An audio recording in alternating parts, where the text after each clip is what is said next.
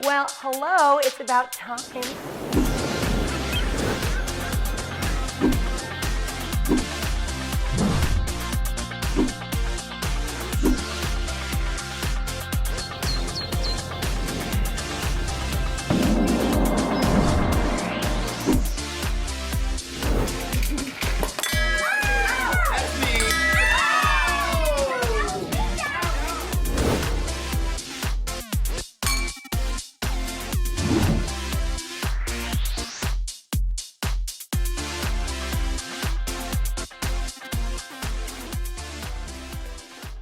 Welcome to the dining room slash salon.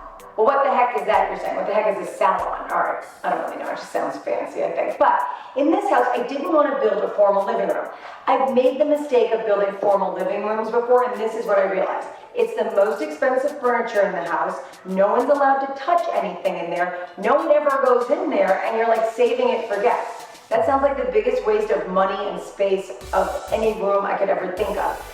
So I decided to create this little seating area that we could entertain guests, hang out, have a little before dinner drink or after dinner drink on our way into the dining room. So let me show you my seating areas and then I'll walk you around. I really wanted to maximize the seating in this space and create two separate seating areas. I had to be careful with the size of the furniture though, because I didn't want it to be overwhelming or crowded or block the pathway into the dining room. So I did these lower profile settees and chairs, tables, and I think the effect is cool. It's kind of modern and chic, but it's still like really comfortable. You can hang out. You don't feel like anything's too precious. Like you don't have to sit so straight like you're in someone's fancy formal living room. You just chill. It's fun. You'll recognize these sconces, which I call the house sconce, that I designed.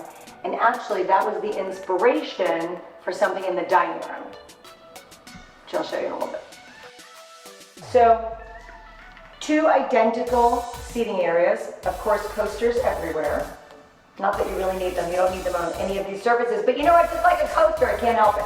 Okay, then I did these doors. Why did we do these doors? Well, I think it's cool when you're in the dining room, it kind of makes it more private, and if you're having a dinner party and you don't want to reveal the decor of the dinner yet to your guests, you can keep the doors closed until you're ready. There's nothing about the one. But they completely disappear.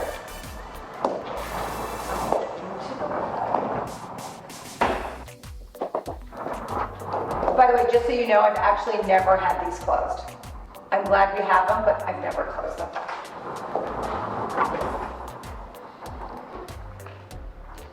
Okay. Welcome into the dining room. Let me take you on a little tour of the dining room. As you can see on this wall, it's wallpapered and there's two hidden doors. This is just a closet for storage to put linens, extra glassware and whatnot. And this door actually walks right into the butler's kitchen. Remember the butler's kitchen? Yeah, that's the door. Because if someone's prepping something in there, they can actually serve right through this door. Dining room table. I love a square, and I just thought 8 was the perfect amount. Let's face it, how many couples do you really like? Who's really coming over to sit down and have dinner? No, I'm kidding. I'm not kidding. As you guys know, seating is very, very important to me, and seating makes a good party. I kind of like a round table because that way everyone can communicate with each other, but I really felt like this room needed a square. So I did an extra large square so you could have 2 by 2 by 2 by 2. That way you can sit with your significant other, but you can still talk to everyone at the table. I love dinner parties. It actually took me a long time to have a dinner party in this room because I was waiting for the champagne wall to be done that I designed. We will get into that. But 6 months ago, I finally threw a dinner party here and it was epic. So fun, exactly what I would have pictured. The decor was amazing. The food was phenomenal. Chef Amanda totally outdid herself. Company was great. We played music. We ended up dancing. It was so, so fun. We actually had more than 4 couples at this particular party, so I removed the existing chairs and I rented narrower chairs so that we could fit more around the table. It's pretty cool. You can actually get 6 couples if you do 3 on each side. It's really fun. And it still feels intimate. Ah, the champagne wall.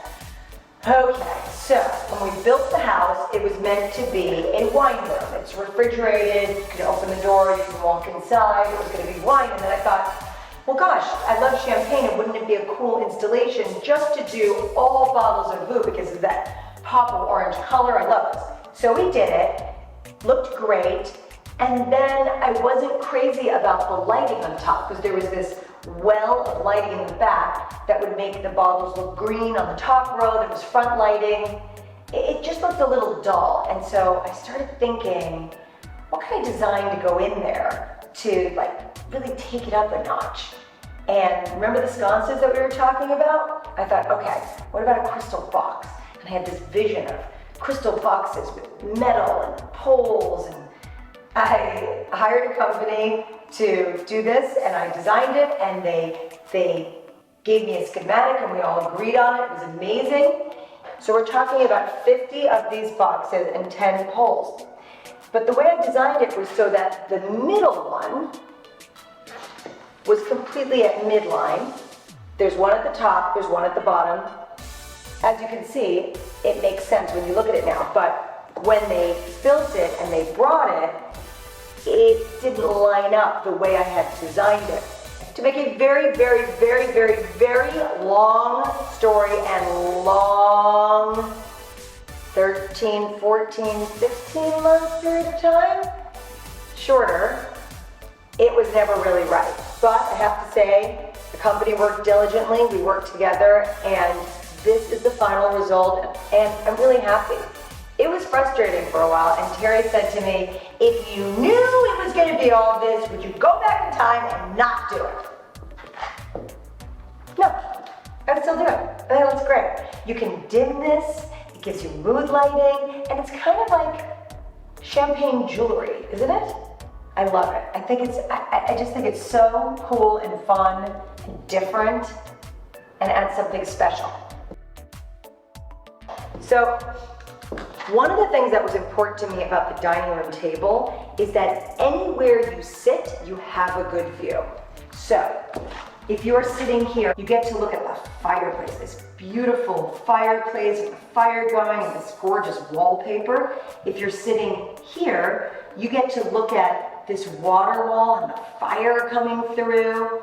If you're sitting here, you get to see the champagne wall, and if you're sitting here, you get to look through the salon, through the etched window, to the twinkle lights on the tree. There's nothing I hate more than being at a restaurant and facing the bus stand or, a door that's swinging open and closed.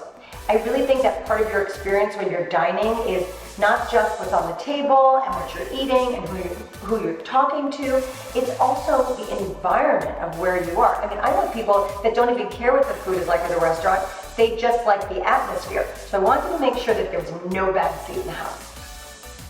We have this cool patio outside. That's another great place to have an after dinner drink in the summertime or a before dinner drink.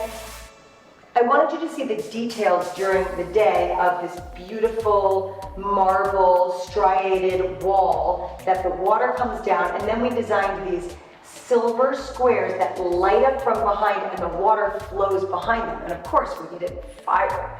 So it's really neat during the day, but at night, how spectacular.